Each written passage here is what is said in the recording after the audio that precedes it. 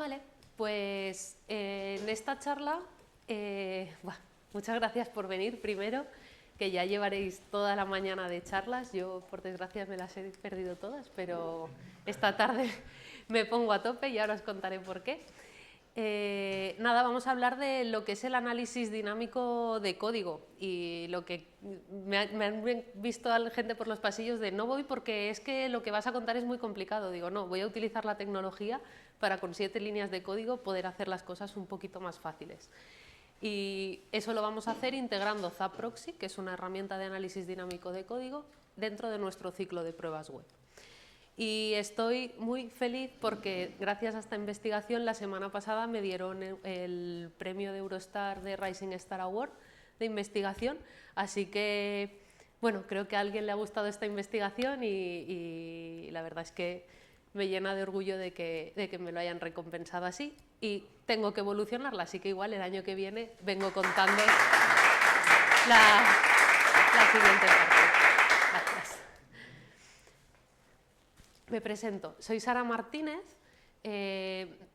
llevo el equipo de pruebas de lo que es la vertical de operaciones de ciberseguridad de Telefónica Tech, de los productos que se desarrollan, que están relacionados con la ciberseguridad, y llevo también toda la parte, ¿no?, de gestionar la automatización, frameworks de pruebas, etc. Yo empecé como QA, automatizadora, pero por allí, por 2019, fue cuando la ciberseguridad se me echó encima, ¿no?, y tenía que testear esos productos de ciberseguridad y encontré otro mundo que me apasionaba. Entonces, no quise dejar ni una cosa ni la otra. Entonces, desde entonces llevo investigando sobre ciber y sobre QA y cómo mezclar esas dos partes, que creo que vamos a ver que están muy relacionadas y que los testers tenemos mucho que decir en el mundo de ciber. Toda esta investigación me ha llevado a multitud de eventos y congresos y luego en otra locura de mi vida que es esto de aquí de Debaches, por eso no he podido ir a ninguna charla porque estaba con los peques haciendo el taller de soldadura junior, así que bueno... Como veis, soy un poco inquieta y en el tiempo libre que me queda, pues me cuelgo por ahí por donde puedo, porque hago telas aéreas, que es lo que me despeja la mente, ¿no?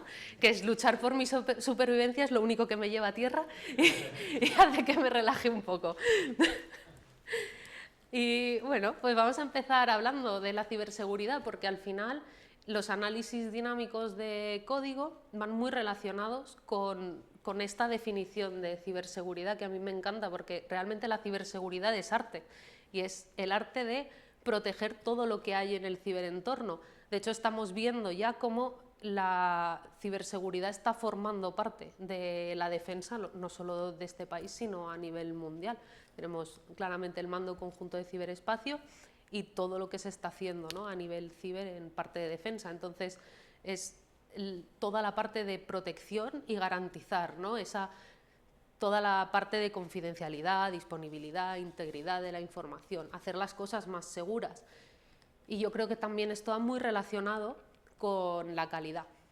Y puntualización súper importante es que no dejamos de ver noticias de un hacker ha robado esto, un hacker ha atacado no sé qué. Los hackers realmente son personas que van más allá de la tecnología, ¿no?, y la utilizan para hacer cosas buenas, no son criminales. Entonces, si alguna vez estáis en un ambiente de hackers de verdad, ¿no?, que estos que luchan por este arte de proteger y todo esto, y llamáis hacker a un criminal, pues se van a ofender un poquito. Así que esto es para que no nos metamos en problemas con la gente de ciber y que no paséis por el mismo trance que pasé yo en su día. ¿Cuáles son los objetivos de los que vamos a hablar hoy? Pues vamos a hablar de lo que son las pruebas dinámicas de seguridad de aplicación. ¿Alguno las ha puesto aquí en práctica? ¿Las ha utilizado? ¿Más o menos? O sea, nos hemos dado de cabeza con ellas y no hemos querido jugar con ellas más. Os entiendo. Voy a hablaros de una herramienta en concreto que es ZapProxy. O sea, yo no me caso con nadie, simplemente esta es la de OWASP, es gratis. Cuando empecé a investigar, pues investigar gratis van de la mano y me sirvió. Y luego os voy a hablar de esa fusión, ¿no?, entre lo que son las pruebas web, que si tenemos un equipo de pruebas y un equipo de calidad que está automatizando esas pruebas, las vamos a tener, y cómo integrarlas en el proxy para saltarnos toda la parte tediosa que tiene la configuración de los análisis dinámicos de código. Finalmente, pues ver unos cuantos resultados y llegar a algunas conclusiones y ver cómo lo podemos utilizar en nuestro día a día. Voy a intentar contar el Dust con las 5 W, ¿no? El qué, cuándo, quién, dónde, por qué, ¿no? O sea, un poco para contextualizar, porque como no tenemos ahora mismo esos conceptos, quiero que os vayáis de aquí con una idea clara de qué son estos análisis de código. Los análisis dinámicos de código de seguridad son un método, o sea, son una parte de lo que es el ciclo de pruebas y es un método de pruebas que se utiliza para detectar vulnerabilidades, configuraciones erróneas, se utiliza desde web para testear API a través de la web, puro web, ahora hay mucho en la parte móvil, pero funciona muy diferente a lo que vamos a ver ahora, ¿no? Para la parte móvil, se mete ya en tema de permisos internos del móvil, que puedas acceder o no acceder a ciertos sitios y tiene una complejidad que no vamos a ver aquí. Pero básicamente es eso, es una fase de prueba del ciclo de pruebas y tiene como dos vertientes, ¿no? Tiene los escaneos pasivos y los escaneos activos. ¿Esto qué quiere decir? Que vamos a atacar el sistema que estamos probando, lo cual os lo veremos más adelante, pero con mucha probabilidad lo vamos a tirar abajo. Como os decía, ¿no? Hay esos tipos de escaneos, que son los activos y los pasivos, y luego cuando nos metemos dentro de una herramienta, esos escaneos activos o pasivos los podemos activar de dos formas. Yo me voy a la herramienta y le digo que manualmente voy a escanear esta URL y voy a hacer estas acciones. Yo voy recorriendo, el proxy va leyendo y luego va atacando, ¿no? Luego se tira ahí un rato atacando si hemos configurado la parte activa, si no pasivamente lee todo lo que ha entrado y nos dice, pues aquí hay cabeceras que podemos ir por un lado, por otro, luego veremos algún reporte. Luego está la parte automática, que es yo le integro cosas, o sea, le grabo acciones dentro de la propia herramienta, pero ¿qué pasa con esto? Que cuando tenemos que hacer toda esa grabación, tenemos que configurar autenticaciones, tenemos que darle datos, tenemos que configurar un navegador, se hace un poco tedioso, ¿no? Esta parte automática. Y luego también decidimos si de esa parte automática vamos al activo o al pasivo y ya nos saca un reporte. Tenemos diferentes formatos, lo podemos sacar en HTML, en CSVs, para luego poderlo leer y utilizarlo en otros lados. Y luego lo que tenemos que hacer es analizar lo que ha salido, descartar falsos positivos y llegar a unas conclusiones, ¿no? Por ejemplo, si estamos haciendo un tipo de análisis medio y me están saliendo, o sea, de medio de ataque, estamos atacando poquito y me están saliendo vulnerabilidades críticas, pues oye, igual tengo primero que arreglar cosas y luego volver al escaneo, ¿no? Y luego, si no me sale nada, igual tengo que elevar un poquito más para ir un poquito más al fondo de la cuestión. Tiene un poco de ahí de configuración. ¿Cuándo empezamos con los análisis dinámicos de código? Esto es una mezcla entre lo que es un ciclo de pruebas y los checkpoints de un ciclo de desarrollo seguro. ¿Esto qué quiere decir? Que yo, dentro de todas las fases, no me voy a extender mucho aquí, porque esto además lo conté aquí el año pasado y está el vídeo explicando toda esta parte, pero básicamente quiere decir que yo dentro de todo el ciclo de pruebas, que es lo mismo en todo el ciclo de desarrollo, porque nosotros vamos a trabajar en paralelo, hay ciertas cosas de seguridad, ¿no? Tenemos que tener un threat modeling, tenemos que ver la arquitectura de seguridad, si hay nuevos riesgos o no. Luego tenemos, muy importante, que utilizar herramientas que nos vayan a dar feedback, como los análisis estáticos, toda la parte de dependencias, ¿no? Hay una cosa muy curiosa que es en GitHub, tú le das clic al Dependabot y ya está. O sea, es gratis, es un clic y me saca análisis de dependencias de lo que voy poniendo ahí, que es mejor que nada. Pues hay mucha gente que no lo utiliza, ¿no? Y te da feedback, y es que además si le das al siguiente botón te cambia automáticamente la dependencia que es vulnerable y te la actualiza de versión. Entonces, utilizar este tipo de herramientas automáticas nos van a ahorrar trabajo y nos van a dar visibilidad de las fallas de seguridad que tenemos ahora mismo. Y luego ya una vez tenemos todo el ciclo, ¿no?, hasta llegar al entorno, ¿no?, después de todo el desarrollo, definición de pruebas, etcétera, que ya tenemos un entorno con esa versión o lo que queramos probar en ese momento, aquí es donde entra la parte del análisis dinámico de código. No entra después, porque ahora mismo lo que generalmente se hace con los análisis dinámicos de código es cuando alguien contrata un pentesting, los pentesters lanzan los análisis para tener una barrida inicial de por dónde voy a empezar a atacar. Esto lo tenemos que hacer el shift left que hablamos, ¿no?, de irnos al inicio, a donde aparecen las vulnerabilidades para atacarlas y que el pentester haga su trabajo. O sea, no sé si aquí os dedicáis al testing, alguno, yo creo que por allí. Entonces, ¿qué pasa si cuando el desarrollador no prueba nada, desarrolla código y dice, vale, ya está levantado y no funciona nada, ¿no? Lo lógico es que nos den las cosas funcionales y que nosotros como QAs podamos hacer nuestro trabajo. Los pentesters igual, si se lo damos todo vulnerable, pues van a decirnos lo básico, no van a llegar hasta la cocina, o sea, probablemente lleguen hasta la cocina, pero muy fácilmente. Entonces, esto es integrarlo dentro de lo que es el CEI que llamamos, ¿no? Y una vez tenemos el entorno, ya sabemos que podemos ejecutar un análisis dinámico de seguridad. ¿Quién es el responsable de estas pruebas? Pues yo soy de las personas que hablan que si estamos dentro de un ciclo de desarrollo y que a día de hoy tendríamos que ser muy conscientes de que los ciclos de desarrollo que hacemos sean seguros, todas las personas tienen que formar parte de la calidad y parte de la seguridad. Podemos tener la aplicación más preciosa, más usable, que le hables y te haga todas las acciones, que tenga un chatbot maravilloso, pero que luego pongas admin y entres como administrador, ¿no? O que hagas un OR 1 igual a 1 y me sacas toda la base de datos. Pues no, o sea, eso yo creo que también forma parte de la calidad de los sistemas. Y eso es algo que nos va a dar un feedback muy temprano, una herramienta como un análisis dinámico de código. ¿Dónde ejecutamos? Entornos preproductivos controlados, con permiso explícito, con horario. O sea, lo que os voy a enseñar ahora, si lo ejecutáis desde vuestra casa contra una web de alguien que os caiga mal, es ilegal. O sea, básicamente.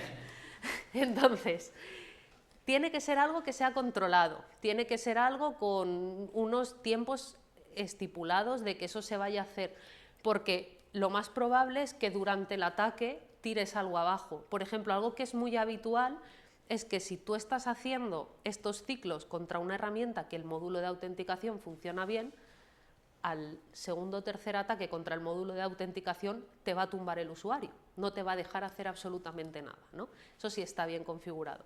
Entonces, lo que se suele hacer es descartar los ataques que vayan hacia los endpoints de autenticación para no romper lo que es el endpoint de autenticación y que pueda hacer el resto de la barrida del análisis. Entonces, esto es muy importante y lo voy a volver a repetir y vais a ver evidencias de que se rompen cosas. ¿Por qué es tan necesario? Porque yo pienso que esto es una parte fundamental del ciclo de desarrollo seguro y que se está pasando muchísima gente, ¿no? O muchas empresas no están teniendo conciencia de la importancia que tiene hacer este tipo de análisis y del feedback temprano que nos dan en cuanto a vulnerabilidades. Hay muchísimas noticias, ¿no?, con respecto a esto. Lo vimos con el hackeo, por ejemplo, cuando pasó lo de comisiones obreras, que extrajeron datos de una vulnerabilidad de 2017, el año pasado. Pues es que cualquier herramienta de escaneo te la hubiera detectado. Entonces, si no estamos haciendo estos escaneos y de repente nos están entrando a nuestro sistema con vulnerabilidades de hace 10 años, de hace 5 años o de hace 2, pero si están ya en las herramientas, es algo que podemos prevenir y no lo estamos haciendo. Y luego el tema de configuraciones, ¿no?, de lo que son las peticiones, también es bastante importante. Esto va a mejorar al final la calidad, va a mejorar la seguridad y va a mejorar sobre todo la confianza en todos los clientes que nos utilizan, que al final es lo que queremos hacer, retener clientes y que confíen en lo que estamos haciendo nosotros. Y aquí os voy a dar unos cuantos datos, ¿vale?, del por qué es tan necesario. En cuanto a los CVEs, que son lo que son las Common Vulnerabilities and Exposures, vemos que están creciendo de año en año, pero a un ritmo bastante alto. O sea, ya el cambio que vivimos el año pasado de que hubiera un 40% más de vulnerabilidades nuevas, ya nos da una guía de por dónde van los tiros. Y luego la tendencia que se está viendo es que de unos años aquí, de hace 3 años o así aquí, lo más explotado, o sea, las nuevas vulnerabilidades que se van encontrando son SQL injections, o sea, inyecciones de SQL, y cross-site scriptings, o sea, van a los formularios. O sea, cualquier entrada de texto, cualquier filtrado, cualquier cosa, es a lo que están atacando. ¿Por qué? Porque saben que el software es débil.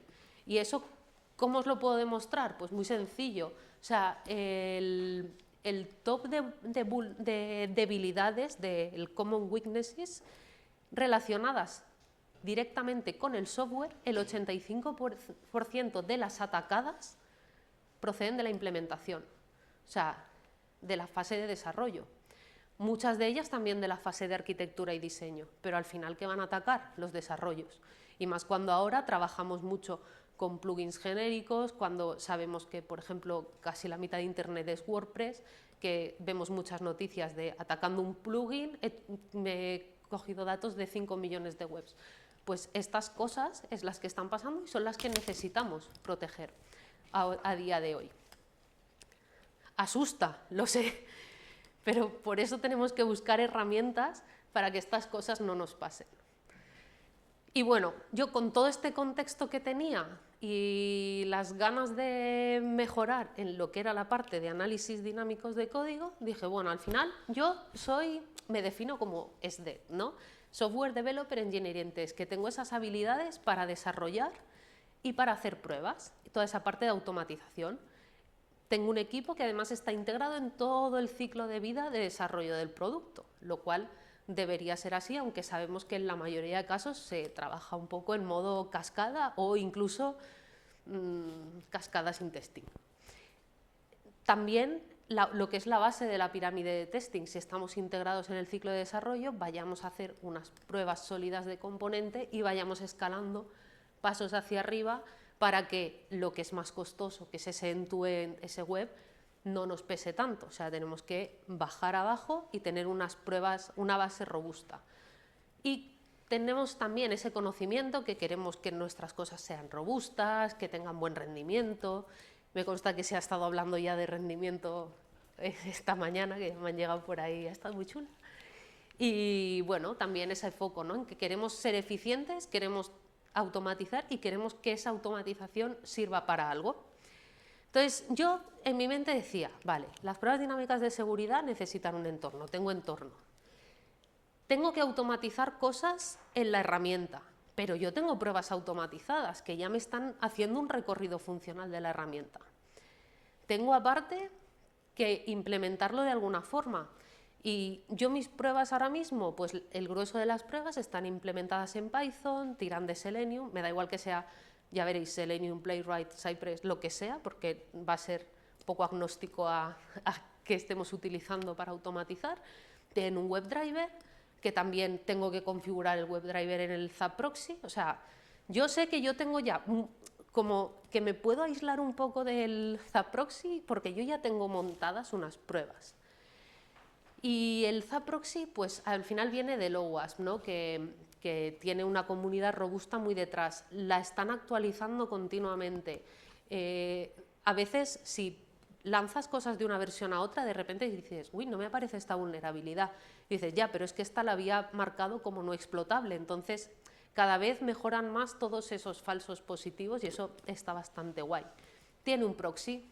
La clave de todo esto es que tiene un proxy. Y lo vamos a ver después. Tiene librería de Python, tiene librería de Java, tiene librería de C, o sea, tiene un montón de librerías para poder manejarlo desde fuera. También es dockerizable, o sea, que para integrarlo en un Jenkins, en un GitHub Actions o en lo que nos apetezca, es gratis. O sea, cuando estamos investigando, gratis e investigación son muy amigos, entonces, bueno, tenemos cosas. Y para los que no lo hayáis visto, pues el Zap Proxy tiene esta pinta. Como veis, tenemos que podemos hacer un escaneo automático, que aquí estarían los spiders, un escaneo manual, el automático en el que yo le doy acciones y las va haciendo, luego necesitaríamos configurar autenticaciones, etcétera, etcétera, pero bueno, para que tengáis una idea de que la parte frontal es esta vista, pero yo lo puedo levantar en modo daemon y hacer cosas por detrás y que luego me devuelva solo los resultados. ¿Qué limitaciones tiene? O qué limitaciones yo siempre le veía que tenía. Que tenemos un target único. Nosotros muchas veces cuando atacamos, tenemos una web, tira contra múltiples endpoints, pero yo aquí, aquí, ¿vale? Si le doy a la exploración, se abre una ventana donde yo solo puedo meter una URL a explorar. Entonces, para mí eso era una limitación, porque si tiro contra diversos endpoints necesito meterme en más targets. Luego tiene una cosa que se llama el Spider Scan, que va muy relacionado con el web scraping. Entonces, más o menos lo que hace es que hace una navegación por la web, pero no hace acciones sobre ella. Entonces, el escaneo que simula él es muy de gets, ¿no? De hago peticiones, pero hago peticiones get, intento obtener datos, intento moverme por la aplicación, pero solo obtengo datos de ella.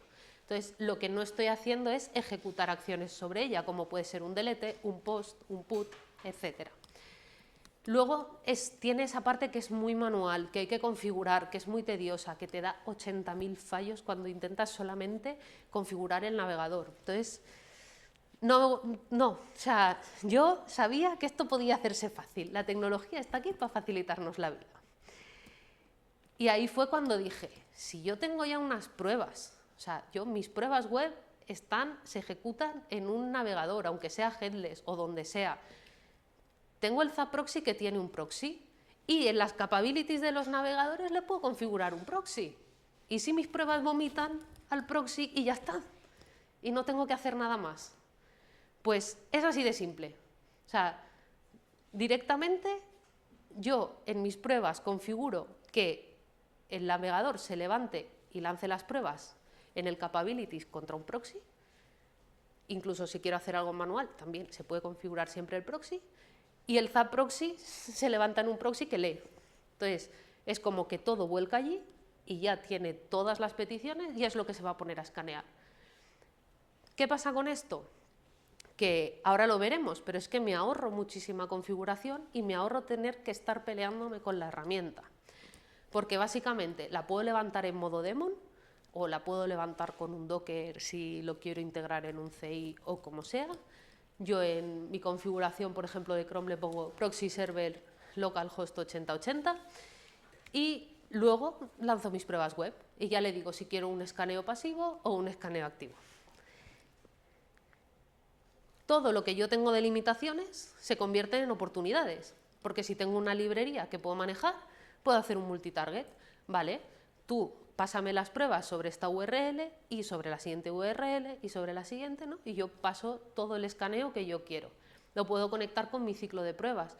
Yo puedo elegir qué pruebas me van a afectar o qué pruebas no. Yo puedo modificar solo una funcionalidad y hacer un análisis dinámico solo sobre la parte que se ha modificado. No tengo que estar evaluando toda la aplicación todo el tiempo, todas las veces, lo cual me va a ahorrar muchísimo tiempo. Súper importante la parte de detección temprana y la implicación de equipos, porque la palabra vulnerabilidad alta hace que despierte los sentidos de todo el mundo, os lo puedo asegurar. Entonces, de repente tienes como muchas oportunidades que hasta ahora eran complicaciones en meterte en hacer un análisis dinámico de código. Y bueno, voy a ir rápido, que tengo 5 minutos, pero el desarrollo de la integración es muy sencillo. O sea, el contexto tecnológico que yo planteo básicamente es tener unas pruebas web en Python, están escritas con Behave y están tirando en Selenium, las conecto contra el proxy, levanto el ZAP-Proxy, él hace su escaneo. Por dejarlo todo más bonito, pues esto lo he metido hasta con un fichero de sus properties.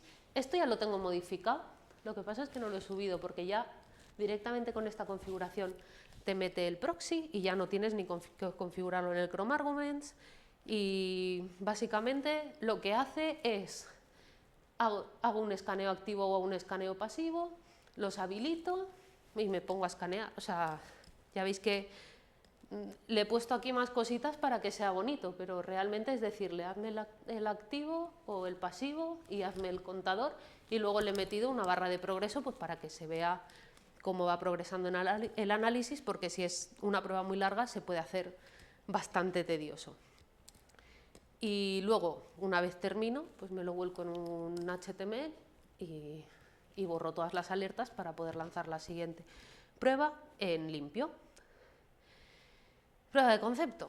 Pues, ¿cómo pruebo yo esto? Pues digo, a ver, no estoy yo aquí defendiendo que no puedo utilizar entornos preproductivos, en la empresa tampoco me van a dejar enseñar un análisis de vulnerabilidades, obviamente.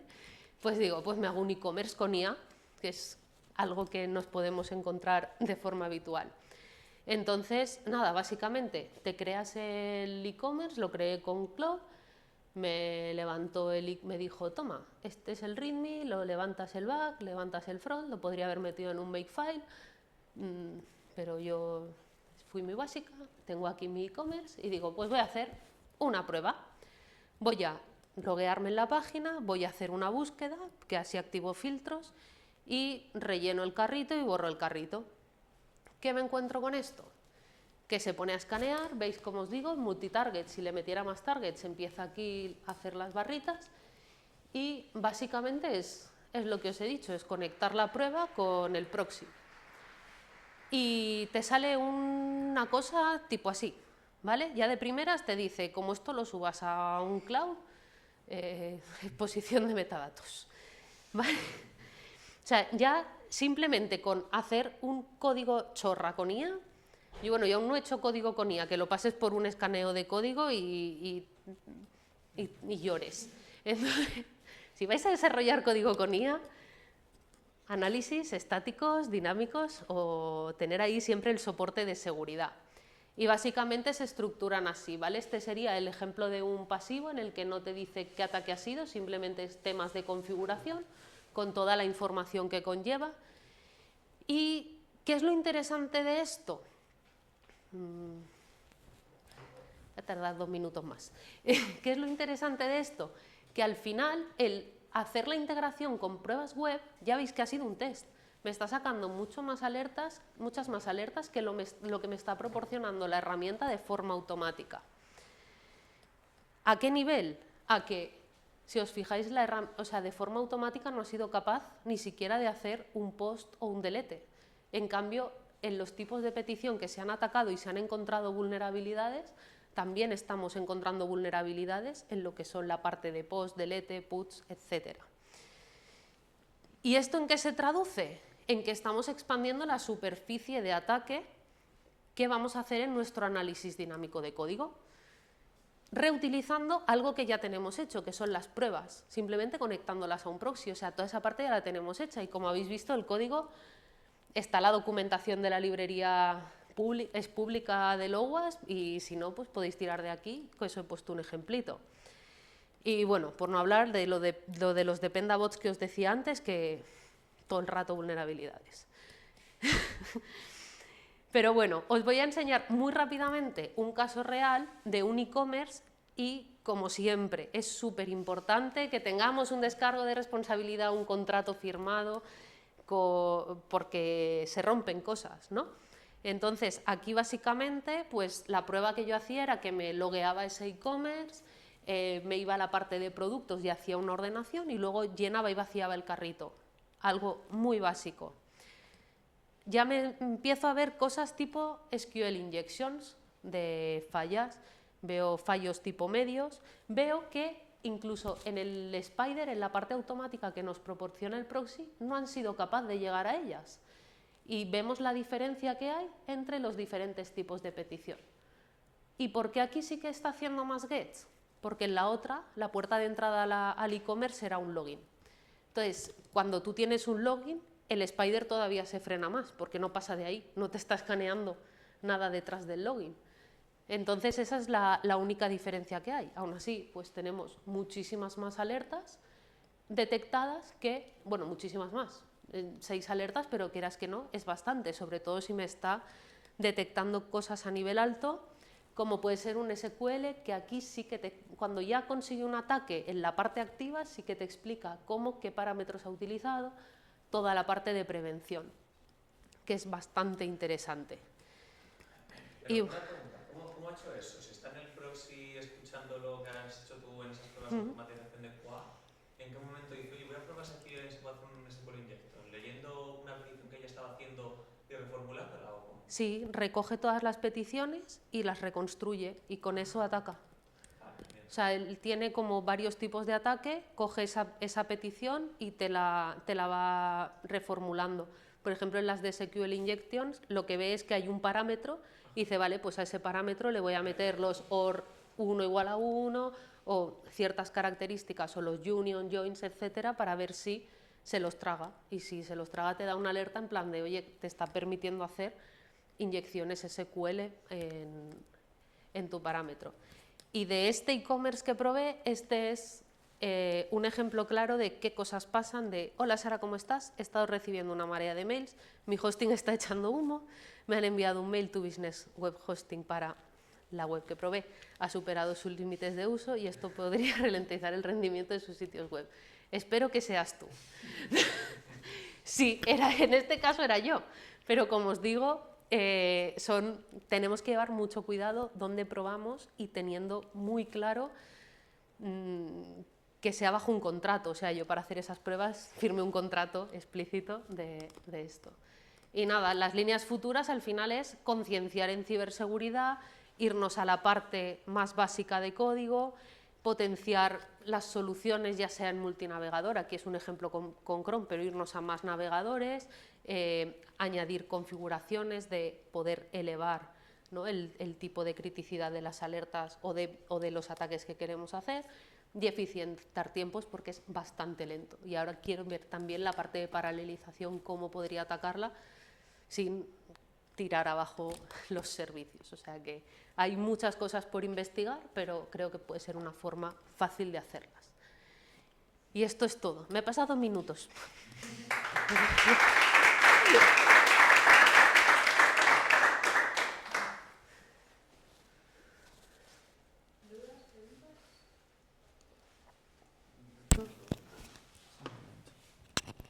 Muy interesante, muchas gracias. De nada. Gracias, Sara, por la charla. Mi pregunta es más relacionado con cómo integras este proceso, qué aliados buscas a tu alrededor para cuando introduces un proceso así, porque tú vienes, hola, soy tester, hay gente de seguridad, te entiendo, hay departamentos. Sí. ¿Cómo haces para que esto llegue a usarse en el día a día en diferentes equipos y cómo lo extiendes? Esa es teniendo que pasar un nivel alto. Lo digo porque al final forzosamente. Claro, la herramienta hay muchas, está genial porque la puedes integrar, sale muy, muy fácil de integrar, pero es más cómo lo haces una práctica del desarrollo en tu caso y cómo lo extiendes y cómo la gente lo empieza a usar.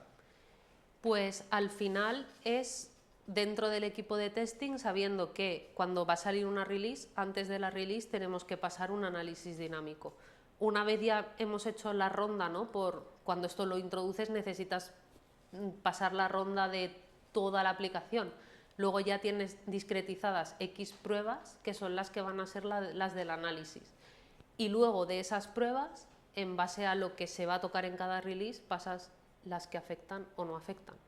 En función del set de pruebas, ¿no?, del módulo que es, pues si es un e-commerce, si a lo mejor es la parte de la tabla de filtrado de productos, pues ahí tendrás unas pruebas, y si no se ha tocado nada de filtrado, pues esas no las pasas. O sea, yo creo que esto va mucho a nivel concienciación y el ver que realmente el código que estamos haciendo puede no ser seguro y que tenemos herramientas para protegernos. No sé si te contesta, pero es sobre todo cultura. Sí, o sea, ya es difícil introducir equipos de pruebas cuando ya quieres innovar un poco, pero es que al final la realidad del día a día, los datos son que se está atacando el código y cada vez más, porque de toda la parte esta es de los eslabones más débiles, y con todo lo que viene ahora de desarrollos con IA, etcétera, que lo que estás desarrollando lleva vulnerabilidades no de hoy, sino pasadas, es que somos un caramelito. Sí, imagino que los compañeros de seguridad en concreto serían un gran apoyo para poder recibir feedback de, oye, pues esto vendrá bien, o nos usamos algo parecido. Has comentado GitHub que ya te lo hace por defecto. Sí, la parte de los análisis de dependencias, sí, luego ya vendría el tema de artefactos, escaneo de artefactos y todo eso, pero ya Git te proporciona cosas. Luego hay herramientas de análisis estático que tú ya puedes integrar, o sea, en GitHub Actions y en Git, como el SonarQube, por ejemplo, puedes ir integrando. Gracias. Vale. ¿Se me escucha? Sí. Vale, tengo una pregunta. Cuando has mencionado que el tiempo del análisis es lento, supón un caso en el que tienes releases diarias, es decir, despliegues en producción 6-7 veces en un día. Es decir, no sé si te ha ocurrido y qué utilizas en esos casos, o lo haces tipo una vez al día, el scan, que no sé cómo funciona. Bueno, en la parte de seguridad supongo que es porque tendréis un sistema CI/CD. Sí, exacto. En la parte ciber el CD no existe. O sea, antes de ir a producción necesitas pasar por un comité de evaluación de cambios donde se evalúe que no existen riesgos potenciales de lo que vas a subir. Yo entiendo que eso en esquemas en los que se sube código diariamente es muy complicado, pero por ejemplo el escaneo pasivo no tiene esa lentitud y ya te está dando mucha información, y luego se puede hacer un escaneo activo y hacer una periodicidad que no esté ligada a ese continuous deployment, pero hacerlo en otra fase. Claro. ¿Y el tiempo, tipo el tiempo que tardó cuánto puede tardar? Pues un test aproximadamente 1 hora, la parte activa, claro. Y depende estas son todo ataques medios, o sea, no te llegan a atacar el sistema con tantas peticiones, pero al final tú eso lo puedes programar, lo dejas un fin de semana y a la vuelta ves qué te ha pasado, porque no vas a pasar todas tus pruebas, solo vas a pasar algunas. Obviamente, si todas hacen login, pues no voy a hacer todos los logins, o igual me preparo un set de cada cosa para optimizar lo que son las peticiones que se hagan. Gracias. De hecho, has comentado que paralización es una de las cosas que viene en el futuro. Sí. O sea, que eso acelerará. Y otra que has comentado es que el pentesting normalmente se hace... Te viene un equipo de fuera externo o uno interno que actúa como de fuera de vez en cuando. Sí. Y se hace una vez cada 3 meses, una vez cada 6. O sea, que esto lo haces una vez cada fin de semana, ya es una ganancia. Ya es una ganancia muy notable. Porque es que además es eso, los equipos de pentesting generalmente utilizan primero unos escaneos y en base a los resultados de escaneos, ya sea de red, tal, pero este tipo también lo utilizan, ya empiezan a buscarle las cosquillas a tu sistema. Entonces, si tú ya vas por un lado preparado, pues ellos van a poder encontrar cosas realmente más críticas que lo que les proporciona una herramienta cualquiera.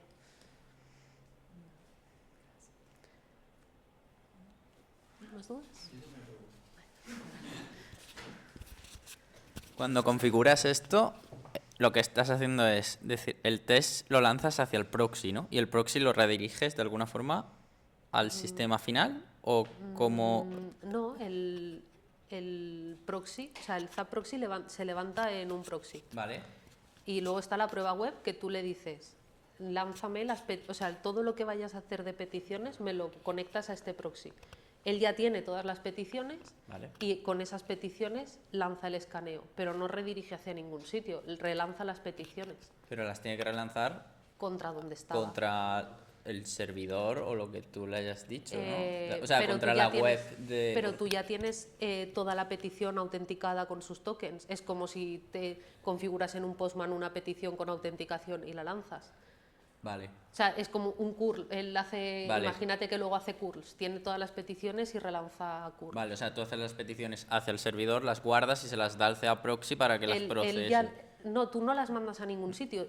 Tú lo conectas al ZAP proxy y él se las almacena y luego empieza a relanzarlas. O sea, él se las guarda. Tú lo que haces es conectarlo directamente a donde bebe él. Tú cuando levantas el Zaproxy y te levanta un navegador y tú haces cosas con el navegador, pues en lugar de levantarlo dentro, lo levanto desde mis pruebas web, pero lo conecto a la herramienta. Vale, pues esa conexión de la herramienta, la verdad Es que no lo conectas a ningún sitio no lo estoy directamente. viendo. El proxy levanta, el Zaproxy te dice, está leyendo el localhost 8080. Pues yo cuando ejecuto mi navegador web, le configuro el proxy al localhost 8080, Vale. que es donde él está leyendo. Vale, Y eso ya es lo lee que- automáticamente de Vale, ahí. vale, vale. Entendido. Perfecto. Nada.